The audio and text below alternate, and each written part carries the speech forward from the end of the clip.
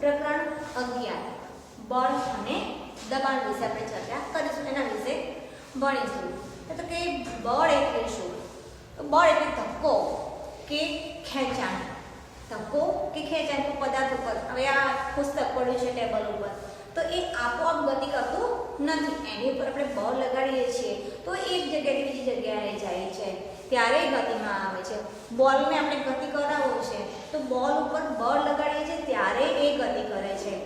ગાડું ખેંચવું છે તો જ્યારે બળદ એ ગાડાને ખેંચે છે ત્યારે એનું ગતિમાં આવે છે। પછી આપણે જોઈએ બીજું ઉદાહરણ, તો ક્રિકેટમાં બેટ્સમેન જ્યારે દડાને ફટકારે છે ત્યારે એ દડો પહેલાં એ સ્થિર સ્થિતિમાં હોય પછી ગતિમાં આવે છે। વોલીબોલમાં પણ એ જ થાય છે કે દડો એ પ્રતિ ગતિમાં આવે છે। આ રીતે કે બળ એટલે સિમ્પલ ભાષામાં કે ધક્કો કે ખેંચાણ। તો બળ કે પદાર્થ પરની જે અવસ્થાને લીધે કે જે અસરને લીધે પદાર્થની ગતિમાં કે વધારો થાય કે ઘટાડો થાય અથવા અને એની દિશા પણ બદલાય છે તો એ અસરને બળ કહેવામાં આવે છે। અને બળ લગાવવાથી પદાર્થ ગતિમાં આવે છે અને પદાર્થની એની દિશામાં આપણે બળ લગાડીએ તો એની ઝડપમાં વધારો થાય છે। એની દિશામાં બળ લગાડીએ તો એની ઝડપમાં વધારો થાય છે। જ્યારે એની વિરુદ્ધ દિશામાં બળ લગાડીએ છીએ, બોલ રગડતો હોય ત્યારે એ રગડતા બોલને ફરી ધક્કો મારીએ તો એની ઝડપ વધે છે, પર જ્યારે એની વિરુદ્ધ દિશામાં આપણે બળ લગાડીને રોકવાનો પ્રયત્ન કરીએ છીએ ત્યારે એની ઝડપમાં ઘટાડો થાય છે। આમ બળથી કોઈપણ પદાર્થની ગતિમાં વધારો પણ કરી શકાય છે અને ઝડપમાં ઘટાડો પણ કરી શકાય છે। તો પહેલાં તો જોઈએ કે બળની શરૂઆત કેવી રીતે થઈ હતી, તો એના માટે આપણે જોઈએ કે બળ એટલે આંતરક્રિયાને લીધે બળ ઉત્પન્ન થાય છે। બે પદાર્થો એકબીજાના સંપર્કમાં આવે છે, આંતરક્રિયા બે પદાર્થો વચ્ચે થાય છે ત્યારે જ બળ ઉદ્ભવે છે।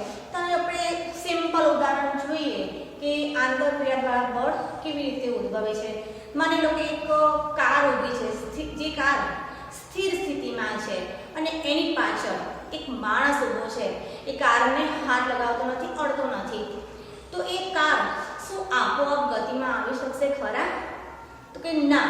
જ્યારે એક માણસ જે સ્થિર ઊભો છે એ કારને ધક્કો લગાવશે ત્યારે કાર થોડી એ ચાલશે। આમ બે પદાર્થો એકબીજાના આંતરક્રિયાથી બળ ઉદ્ભવે છે, બાકી બળ ઉદ્ભવવા માટે બે પદાર્થો વચ્ચે આંતરક્રિયા થવી જરૂરી હોય છે। મેં બીજું એક ઉદાહરણ સિમ્પલ, તો કે બે છોકરીઓ જે ફૂદડી ફતે તમે દેખી હશે તો એકબીજાને ખેંચે છે કે ફૂદડી ફતે, ત્યારે પણ એ બંને છોકરી બીજા વચ્ચે આંતરક્રિયાના લીધે બળ ઉદ્ભવે છે। પછી જોઈએ કે બે છોકરીઓ ફાઇટ કરતી તમે એ રીતે બે હાથથી એમ, તો એમાં પણ એકબીજાને ધક્કો લગાવે છે, તે એ પણ એક આંતરક્રિયાના લીધે બળ ઉત્પન્ન થાય છે। આપણે ગાયના ગળામાં દોરી રાખીને પછી ગાયને ખેંચવાનો પ્રયત્ન કરો તો પણ ગાય અને માણસ વચ્ચે આંતરક્રિયા થાય છે અને ત્યારે બળ ઉદ્ભવે છે। તો આ બધા ઉદાહરણથી તમે વિદ્યાર્થી મિત્રો સમજી ગયા છો કે બળ ઉત્પન્ન કરવા માટે બે પદાર્થો વચ્ચે ઓછામાં ઓછા બે પદાર્થો વચ્ચે આંતરક્રિયા થવી જરૂરી છે અને આંતરક્રિયાના લીધે જ બળ ઉદ્ભવે છે। તો વિદ્યાર્થી આટલું તમને ખબર પડી ગઈ હશે।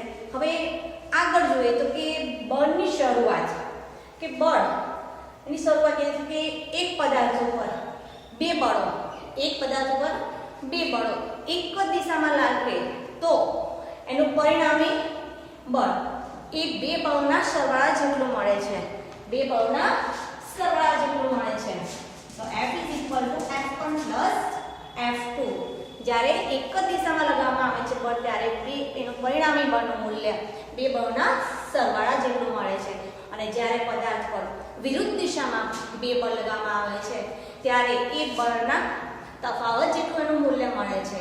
અને માની લો કે બંનેનું મૂલ્ય વિરુદ્ધ દિશામાં લગાવવામાં આવે છે અને બળનું મૂલ્ય સરખું છે, તો એવી સ્થિતિમાં પરિણામી બળનું મૂલ્ય 0 મળે છે। તો આપણે એક પ્રવૃત્તિ દ્વારા આ સમજીશું। માની લો કે એક ભારે બોક્સ છે અને મારે ખસેડવું છે, જગ્યાથી બીજી જગ્યાએ લઈ જવું છે, બહુ વજનદાર છે, તો એને ખસેડતા મને તકલીફ પડશે કે સરળ નથી એ ખસેડવું, તો આપણે આપણા મિત્રને કહીએ છીએ, હું પહેલાં એકલી ખસેડું છું, પછી મિત્રને કહીએ છીએ બંને જણા અને એક દિશામાં બળ લગાવવાનું આપણે મિત્રોને કહીએ છીએ. તો આવી કરીને બોક્સ, ભારે બોક્સ કે ટેબલ એ જગ્યાએથી બીજી જગ્યાએ જાય છે. એ સ્થિતિમાં કે બંને બળો ઊંચી દિશામાં આપણે ખસેડીએ છીએ, એક દિશામાં આપણો મિત્ર આપણને મદદ કરે છે બોક્સને ખસેડવા માટે. તો ત્યારે એ બળ કે એક જ દિશામાં લાગે છે તો F=F1 + F2 એટલે પરિણામી બળ એક જ દિશામાં લાગે છે. બે બળનું એનું પરિણામી બળ બંનેના સરવાળા જેટલું મળે છે. બંને બળનું આપણું બળ પ્લસ આપણા મિત્રએ જે બળ લગાડ્યું છે એ દિશામાં એના સરવાળા જેટલું આપણને મળે છે. હવે આ જ પ્રવૃત્તિને આપણે બીજી રીતે કરીએ તો કે જ્યારે આપણે ટેબલને ધક્કો મારે છે કે બોક્સને ભારે વજનદાર તો ધક્કો મારે છે, પછી આપણા મિત્રને કહીએ છીએ કે તું સામેથી ધક્કો મારે અને વિરુદ્ધ દિશામાં બળ લગાવવામાં આવે છે. તો એ સ્થિતિમાં શું થાય છે? બોક્સ કે વજનદાર જે બોક્સ છે એ હલતું નથી. બંનેનું બળ જો સરખું હોય તો એવી સ્થિતિમાં જ્યારે વિરુદ્ધ દિશામાં બળ લગાવવામાં આવે છે ત્યારે જ્યારે મળતું પરિણામી બળનું મૂલ્ય કે બે બળના તફાવત જેટલું આપણને મળે છે. F=F2 - F1 બે બળના તફાવત જેટલું મળે છે.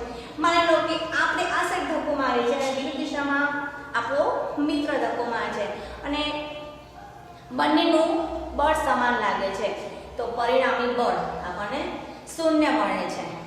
અને જો બંને ધક્કો મારે છે અને કઈ દિશામાં એ બોક્સ ખસશે તો કે જેની તાકાત વધારે હશે કે બળ જે વધારે લગાડે છે એ દિશામાં બોક્સ ગતિ કરશે. આ રીતે બળની શરૂઆત થાય છે કે એક જ દિશામાં લાગતા બળનું પરિણામી બળનું મૂલ્ય આપણને બે બળના સરવાળા જેટલું આપણને મળે છે. બે બળના સરવાળા જેટલું મળે છે. અને જ્યારે એક પદાર્થ પર બે બળો પરસ્પર વિરુદ્ધ દિશામાં લાગે છે ત્યારે બે બળોના પરિણામી બળ તે બે બળોના તફાવત જેટલું મળે છે.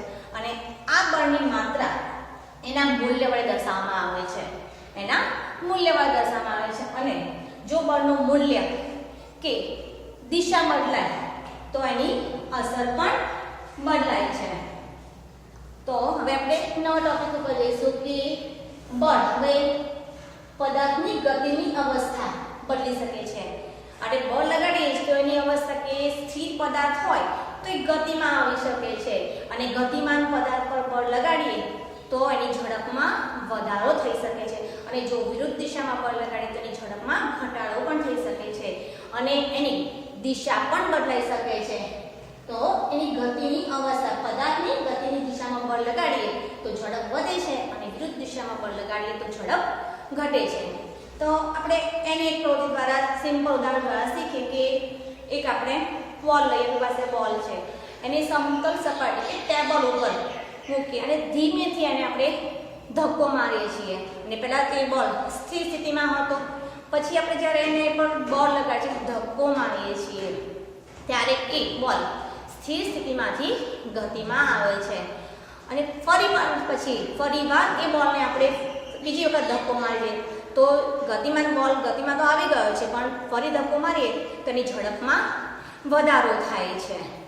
તો એની પદાર્થ પર બળ લગાડવાથી એની ઝડપમાં વધારો થાય છે અને આ બોલને આપણે ચલો પહેલા સ્થિર સ્થિતિમાંથી ગતિમાં લાવે છે બોલને, પછી ફરીવાર ધક્કો મારીને વધારે ઝડપથી ગતિ કરાવે છે અને આ જ બોલ જ્યારે ઝડપથી ગતિ કરતો હોય છે ત્યારે એની વચ્ચે આપણે હથેળી મૂકી દઈએ તો બોલ શું આગળ વધશે ખરા? તો કે ના, બોલ અહીંયા હથેળીને અથડાશે એટલે તમે તરત હથેળી આપણે લઈ લઈએ તો બોલની ઝડપમાં ઘટાડો થઈ જાય છે. બીજી વખત ચલો એ હથેળીને આપણે ઉઠાવતા નથી, ત્યાં રાખીએ છીએ તો બોલ ત્યાં હથેળીને મોટું મૂલ્યનો બળ લાગે છે હથેળીનો એ બોલ પર અને બોલની ઝડપ ઘટીને 0 પણ થઈ જાય છે. તો કે પદાર્થની ગતિની અવસ્થા, હવે આની પરથી આપણે પહેલા શીખીશું તો તેની ગતિની અવસ્થા કોને કહેવાય? તો પદાર્થની જે અવસ્થા તેની ઝડપ અને દિશા દ્વારા વર્ણવવામાં આવે છે. પદાર્થની જે અવસ્થા તેની ઝડપ અને દિશા દ્વારા વર્ણવવામાં આવે છે તેને એની ગતિની અવસ્થા કહેવામાં આવે છે. આમ આ ગતિની અવસ્થામાં સ્થિર પદાર્થ હોય છે તો એને આપણે ગતિમાં લાવી શકીએ છીએ, ગતિમાન પદાર્થની ઝડપ વધારે કે ઘટાડી શકીએ છીએ, એની દિશામાં પણ ફેરફાર થાય છે. બીજું એક સિમ્પલ આપણે પ્રોજેક્ટના ઉદાહરણ શીખીએ તો કે એક બોલ લઈ રબરનો એને ધક્કો મારીને ગતિમાં લાવીએ છીએ અને એ ગતિમાં લાવ્યા પછી એના માર્ગમાં એક આપણે ફૂટપટ્ટી મૂકી દઈએ છીએ જ્યારે બોલ ગતિમાં આવે છે ત્યારે. તો શું થશે, આ બોલ અહીંયા ફૂટપટ્ટીને અથડાઈને પાછો ફેંકાય છે અને બે કોણ બનાવે છે, ફૂટપટ્ટીને અથડાય છે અને કોણના થીટા પર અને આ સાઈડ ફેંકાય છે થીટા 2. એ આગળ ગતિ કરી શકતો નથી. આમ બોલને આપણે ગતિમાં હોય છે વચ્ચે ફૂટપટ્ટી લાવીએ છીએ તો હવે આગળ ગતિ કરી શકતો નથી. એ ફૂટપટ્ટીને અથડાઈને પાછો ફેંકાય છે અને ફૂટપટ્ટી સાથે બે કોણ બનાવે છે. ફરી પાછું બીજી વખત આની પ્રવૃત્તિ કરીએ તો થીટા 1 અને થીટા 2 બદલાય છે. આની ઉપરથી જેમ થીટા 1 નું મૂલ્ય બદલાશે એમ થીટા 2 પણ બદલાય છે. બંનેના ખૂણામાં બદલાય છે. તો બીજું એક આપણે ઉદાહરણ જોઈએ તો કે ફૂટબોલમાં જ્યારે પેનલ્ટી કિક, એ તો તમને ખબર છે, પેનલ્ટી કિક લેતો જે ખેલાડી છે એને લેવામાં આવે છે ત્યારે બોલને ધક્કો મારે છે, બોલ લગાડે છે અને બોલને ફટકારતા પહેલા જ્યારે પેનલ્ટી કિક લે છે ત્યારે એ બોલ સ્થિર સ્થિતિમાં હોય છે અને પછી એને બોલ લગાડે છે અને સ્થિતિમાં હોય છે ત્યારે એની ઝડપ શૂન્ય હોય છે અને લગાડેલ બળને કારણે બોલ આગળ વધે છે, લક્ષ્ય તરફ આગળ વધે છે અને એ બોલને રોકવાનો પ્રયત્ન ગોલકીપર કરે છે. અને એ વખતે શું કરશે ગોલકીપર કે કૂદકો મારીને ગોલ બચાવવાનો પ્રયત્ન કરે છે. ત્યારે જે કૂદકો લગાડશે બોલ પર ત્યારે બોલ પર બળ લગાડે છે અને રોકવાનો પ્રયત્ન કરશે અને ગોલકીપર જો ગોલ રોકવામાં સફળ થઈ જાય તો એ બોલની ઝડપ ઘટી જાય છે અને સફળ થાય તો એ બોલની ગતિ શૂન્ય થઈ જાય છે અને ગોલ બચાવવામાં સફળ થઈ જાય છે. આ રીતે કે બળ લગાડતા સ્થિર પદાર્થ ગતિમાં આવી શકે છે. ગતિમાન પદાર્થ હોય તો એની ગતિમાં ઝડપમાં વધારો થઈ શકે છે, ઘટાડો પણ થઈ શકે છે અને પદાર્થની ગતિની દિશામાં જો બળ લગાડીએ તો એની ઝડપ વધે છે અને જો વિરુદ્ધ દિશામાં બળ લગાડીએ તો ઝડપ ઘટે છે અને દિશા પણ બદલાય છે. તો આની પછી તમને આટલું ખબર પડી જશે કે સ્થિર પદાર્થ ગતિમાં આવે છે, ગતિમાન પદાર્થની ઝડપ વધે કે ઘટે છે અને દિશા પણ બદલાય છે. અને આ સિવાય બળ શું કરશે કે બળ પદાર્થનો આકાર બદલી શકે છે. તો એ કેવી રીતે કે આપણે રોટલીનો લોટ બાંધીએ છીએ જે કણક, તે કણકને આપણે હાથથી દબાવીશું તો શું થાય છે, એનો આકાર બદલી શકે. પછી એના લુવા લઈને આપણે રોટલી બનાવીએ છીએ તો એ સ્થિતિમાં પણ એનો આકાર બદલાઈ શકે છે પણ ગતિની અવસ્થા બદલાતી નથી. કારણ કે ગતિની અવસ્થા બદલવા માટે પદાર્થ મુક્ત હોવો જોઈએ ગતિ કરવા માટે તો જ એની અવસ્થા બદલાય છે. પણ તો એ જે રોટલીનો કણક છે એને આપણે હાથ વડે દબાવીએ તો એનો આકાર બદલાય છે. બીજું એક ઉદાહરણ આપણે જોઈએ તો કે આપણી સાયકલની સીટ એની સ્પ્રિંગ રહેલી હોય છે નીચે અને આપણે સીટ પર બેસીએ છીએ ત્યારે શું થાય છે કે સીટ દબાઈ જાય છે, સ્પ્રિંગના લીધે દબાઈ જાય છે તો શું થાય છે એમાં એનો આકાર બદલાય છે પણ ગતિની અવસ્થામાં બદલાતી નથી. પછી આપણે એક દિવાલમાં ખીલ લગાવેલી છે, પીંગાળની ખીલી છે અને એને રબર બેન્ડથી તમે ખેંચીને તે નીચે વજન લટકાવો અને પછી એને છોડી દો તો શું થાય છે એને આકાર બદલાય છે રબર બેન્ડ પણ એની ગતિની અવસ્થા બદલાતી નથી. આ ઉદાહરણ તમે સમજી શકો કે એનો આકાર બદલાય છે. તમે ફુગ્ગો ફૂલાવેલો હોય એને તમે બે હાથથી દબાવો છો તો શું થાય છે એનો આકાર બદલાય છે પણ ગતિની અવસ્થા બદલાતી નથી. તો આની ઉપરથી આપણે જોઈશું કે બળ દ્વારા જે ઉત્પન્ન થતી અસરો તો કે સ્થિર પદાર્થ ગતિમાં આવે છે, ત્યાં જે સ્થિર સ્થિતિમાં પદાર્થ હતો એ ગતિમાં આવે છે. ગતિમાન પદાર્થ પર બળ લગાડીએ તો એની ઝડપ વધે છે કે ઘટે છે. પછી જોઈએ તો કે બળના કારણે એની ગતિની દિશા પણ બદલાઈ શકે છે જે આપણે પ્રવૃત્તિ દ્વારા શીખ્યા છીએ અને એનો આકાર પણ બદલાઈ શકે છે. તો દરેક વસ્તુ પર બળ લાગે છે ત્યારે જે ગતિમાં આવે છે. ચલો તો વિદ્યાર્થી મિત્રો આ તો તમને સમજણ પડી ગઈ હશે એક વાર ફરી જોઈએ તો કે બળ એટલે ધક્કો કે ખેંચાણ કે પદાર્થ પરની એ અસર કે જે પદાર્થની ગતિની અવસ્થા અથવા એની દિશા બંને બદલી શકે છે, આકાર બદલી શકે છે, તેને બળ કહેવામાં આવે છે. અને બળ લગાવવાથી દરેક વસ્તુઓ ગતિમાં આવે છે. અને બળ એ આંતરક્રિયા દ્વારા જ ઉદ્ભવે છે, જે આપણે પ્રવૃત્તિ દ્વારા શીખ્યા છીએ. અને પછી બળની શરૂઆત કે એક પદાર્થ પર જ્યારે બળ લગાવવામાં આવે છે એની દિશામાં બળ લગાય તો એનું પરિણામ બળનું મૂલ્ય એ બંને બળના સરવાળા જેટલું મળે છે. અને જ્યારે પદાર્થ પર વિરુદ્ધ દિશામાં બળ લગાવવામાં આવે છે ત્યારે બે બળોના તફાવત જેટલું મૂલ્ય મળે છે.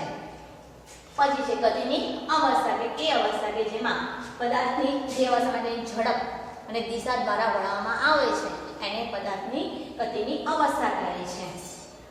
અને એના દ્વારા સ્થિર પદાર્થ ગતિમાં આવે છે. ગતિમાં પદાર્થની ઝડપ વધે કે ઘટે છે અને દિશા પણ બદલાઈ શકે છે. અને પછી છે બળ દ્વારા કે પદાર્થનો આકાર બદલાઈ શકે છે. એમાં આપણે ઉદાહરણ દ્વારા શીખ્યા અને બળ દ્વારા ઉત્પન્ન થતી અસરો વિશે ચર્ચા કરી. તો વિદ્યાર્થી મિત્રો, હવે આપણે આગળનો ટોપિક બીજા વિડીયોમાં જોઈશું.